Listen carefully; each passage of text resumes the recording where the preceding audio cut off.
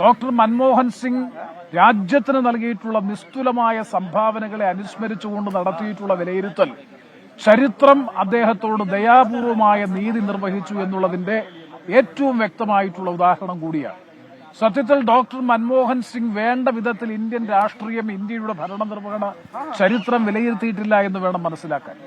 10 വർഷക്കാലം പ്രധാനമന്ത്രി എന്ന നിലയിൽ നടപ്പാക്കിയിട്ടുള്ള നിർണായകമായ നിയമങ്ങൾ, അത് മൻരേഗയായാലും വനാവകാശ നിയമമായാലും വിദ്യാഭ്യാസാവകാശ നിയമമായാലും ഭക്ഷ്യസുരക്ഷാ നിയമമായാലും വിവരാവകാശ നിയമമായാലും വളരെ ചരിത്രത്തിൽ സുവർണ ലിപികളാൽ രേഖപ്പെടുത്താൻ കഴിയുന്ന വളരെ ഡ്രാസ്റ്റിക് ആയിട്ടുള്ള സ്ട്രക്ചറൽ ആയിട്ടുള്ള റിഫോംസിന് വഴിയൊരുക്കുന്ന ജനക്ഷേമ പ്രവർത്തനങ്ങൾക്ക് നേതൃത്വം കൊടുക്കുന്ന ഫുഡ് സെക്യൂരിറ്റി ആക്ട് ഉൾപ്പെടെയുള്ള നിരവധി നിയമങ്ങൾക്ക് നേതൃത്വം കൊടുത്തത് ഡോക്ടർ മൻമോഹൻ സിംഗ് ആണ് എന്നുള്ളതും ഈ അവസരത്തിൽ ശ്രദ്ധേയമാണ്.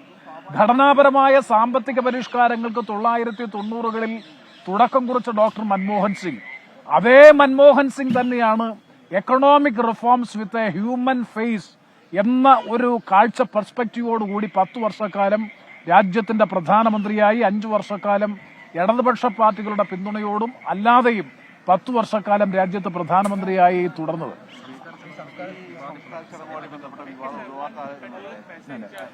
സംസ്കാര ചടങ്ങുകളെ സംബന്ധിച്ചിടത്തോളം ബഹുമാനപ്പെട്ട AICCയുടെ പ്രസിഡന്റ് രാജ്ഘട്ടിൽ തന്നെ അദ്ദേഹത്തിന് സമാധി സ്ഥലം ഒരുക്കണമെന്ന് ആവശ്യപ്പെട്ടുകൊണ്ട് ഗവൺമെന്റ് കത്തുകൊടുത്തു. നിർഭാഗ്യവശാൽ അത് നിരാകരിക്കപ്പെട്ടു. വേറിട്ടൊരു സ്ഥലമാണ് ഇപ്പോൾ നൽകിയിട്ടുള്ളത്. ഏതായാലും സമാധിക്കും സ്മാരകത്തിനും സമുചിതമായിട്ടുള്ള അവസരം ഒരുക്കുമെന്നും അതിനാവശ്യമായിട്ടുള്ള സ്ഥലം ലഭ്യമാക്കുമെന്നും ഗവൺമെന്റ് പറഞ്ഞിട്ടുണ്ട്. ഇനി അതൊരു വിവാദവൽക്കരിക്കേണ്ട ആവശ്യമുണ്ട് എന്ന് എനിക്ക് തോന്നുന്നില്ല.